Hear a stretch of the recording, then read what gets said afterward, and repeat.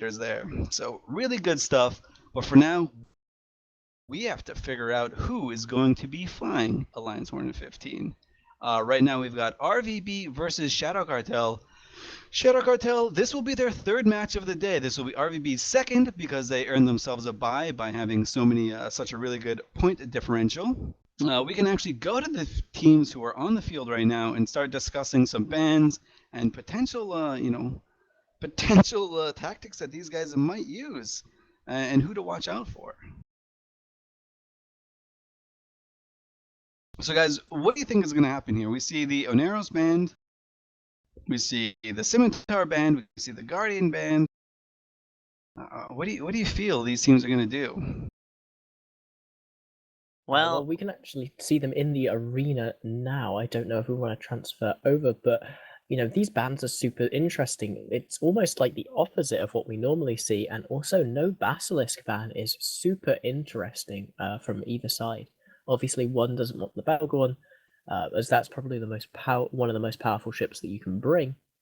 But why wouldn't you ban Basilisk if you're on the Shadow Cartel side and you don't want to see the Scimitar? It's not too much of a difference between the Scimitar and the Basilisk. maybe they wanted more of a tanky. Basilisk is renowned to be a far more tanky but slower logistic vessel, and probably they want that extra oomph of those reps from the Basilisk, because the Basilisk can fit more reps if needed. But I guess they didn't really like to see those really super fast Scimitar just running away from their comp, which is lots of drones again. But also they're also sprinkling some nice support. They've got the Hyena for the webs, Griffin for the jams, and a Merlin as well. I just want to ask a real question here before you guys get into it too much. One of the rules that have changed in Alliance Hornet 15 is the allowance of energy transfers. The Rattlesnake is a ship that we've seen along with like Golems and Navy Scorpions have it. But can these Gilas also fit it? Do we think that maybe that's one of the reasons they might have taken a Basilisk? The transfer cap between the Gila, Rattlesnake, and Basilisk? It could be a possibility, but I don't think the Gilas will be like a mobile pseudo Tinkerfit. I think the Gilas are going to be aggressive, but it's definitely a possibility that the Rattlesnake does have a capacitor transfer just to feed that Basilisk some extra cap for those reps.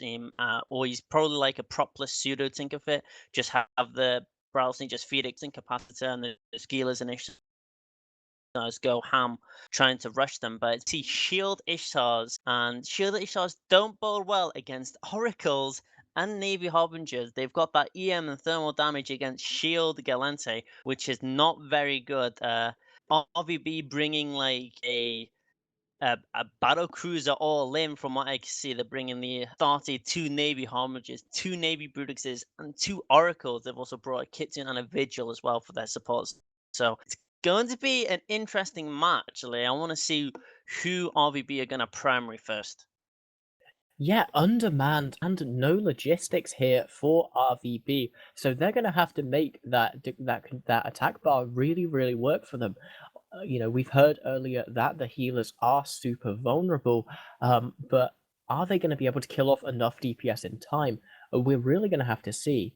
Although you will note that the defense bar on the RVB team is so much bigger than the opposing team. It's going to be an interesting one. If you are RVB, who do you primary here as the match starts? I would definitely go for the Ishtar straight away, and the match is now beginning, and it does look like the Rattlesnake and the Shadow Cartel team are just going in, and the Kitsune looks like Kitsune. Griffin rather. Look at Chucky O'Brien, who's barely Cartel. moving. He only just started moving. He's going to be way too close, and he has next to no transversal. There's a good chance that they switch over to him at some point here and just burn through him really quickly. Although it looks like the damage is actually being put on the Basilisk of Erica to some degree. Yeah, it does look like those Navy Homagers and Oracles are going for the Basilisk now, but he's probably jammed as well because RVB do actually have the E-War. They do have the E-War effect now because they have killed that Griffin off on the Shadow Cartel side, and so they have free reign with that Kitsune trying to get as many gems as possible. And it does look like now they're actually going for those Oracles. Those Oracles are probably the least tankiest ship there, and they do offer the most DPS. It does look like RVB have actually went for armor rep drone spam, as you can see, and they're also going to try and delete that Kitsune, which they do. Yeah, and that Kitsune is taking a lot, is down here. The Basilisk looks like it's run out of ASB charges. I'm just taking a look at it now, but it doesn't look like it. Oh, the Oracle MJD'd away from the drones. This is something we saw earlier today with people MJDing away from a drone comp in order to force people to force the drones to move all the way across the arena to catch them again. As the Basilisk goes down, so we're probably going to see the battlecruiser team here stick too close to these beacons. Oracle finally going down, but that's a Griffin and a Basilisk needed for just one Oracle. That's a huge advantage here for RVB. They've got the stronger core and they've got the points advantage right now. What do you think they to go for next? They need to kill these Oracles, which is what they're doing right now. These Oracles offer the best bang for buck for the RVB side. They have the most DPS, the most range, but they have the least tank. So Shadow Cartel are doing the right thing and killing these Oracles. They've killed the second Oracle now, and Shadow Cartel, there's really not much damage actually on the Shadow Cartel right now. An Ishtar is in half shield, a Hyena is also in half shield, but no damage whatsoever on Ripard Teg and his Ishtar is actually happening. There we go. The damage is there now. He's target painted by the Vigil, but I mean, he's trading an Ishtar with an Oracle and a Navy Brutix. Navy Brutix is in half armor now. I think the Ishtar will actually go down before the Navy Brutix, but I don't know if that trade is actually very good. Shadow Cartel still have their entire DS core minus an Ishtar, while RVB are losing their Navy Brutixes right now, which is not looking good for RVB right now. Yeah, this isn't a bad trade for them, but it's a sign of things to come. How long it took that Ishtar before it went down is just an indicative of how little damage they have left after those Oracles got taken down. And we can see Kethan Taval in the Navy Harbinger here taking damage, whereas it looks like they're trying to kill off one of these healers, which, whilst they do have a little more damage, are going to be tankier than the Ishtars just due to their natural resist bonuses. And what I can actually see, what Shadow Cartel realized that RVB are on these jump beacons and actually scramming the primary so he doesn't use the MJD beacon to kite the drones. This is an excellent play by Shadow Cartel, using their tackle to stop them from actually MJDing from the beacon. So to see what happened in the Oracle, they wasted a lot of time on that Oracle, but now that they've shut down their original plan, RVB are losing ships one by one. They did lose a Gila at that point on a Navy Harbinger, but and a Star A, Navy Harbinger, and a Navy Brutix worth of damage versus a Rattlesnake, Gila, and an Ishtar. It's really not looking good for RVB at this point. I think it might be game unless these Star A and these two DPS core ships can really do something at this point. Yeah, it must be absolutely heartbreaking for RVB to have gotten this far and yet lose at the final hurdle. They had such an advantage early on in this match, but they weren't able to parlay it through to take out, these ships that are super reliant on logistics to stay alive long term. It just doesn't look like they had enough reach with these Navy battle cruisers to be able to hit the drone kite.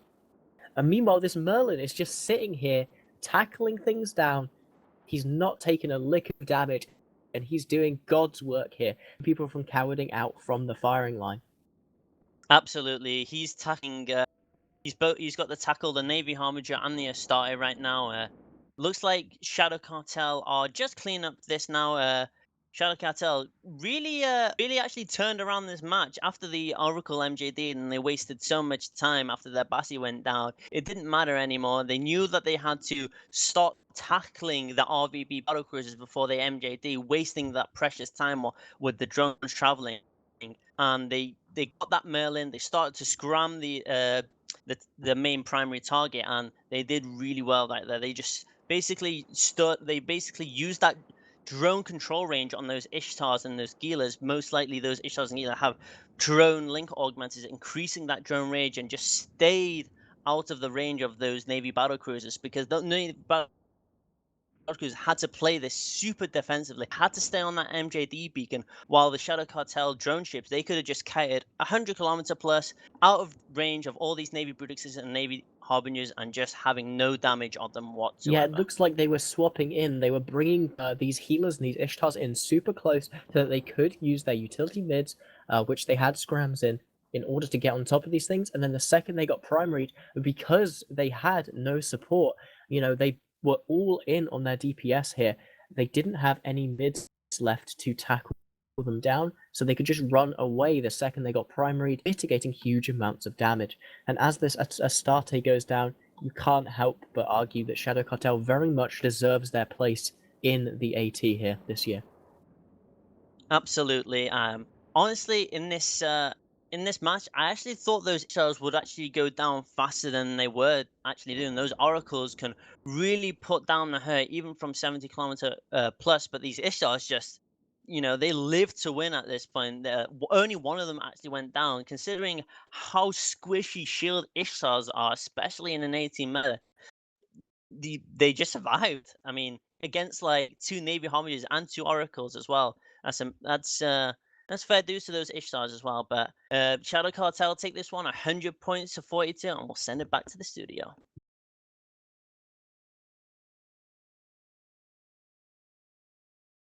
Woo! And that's it. Shadow Cartel are the first team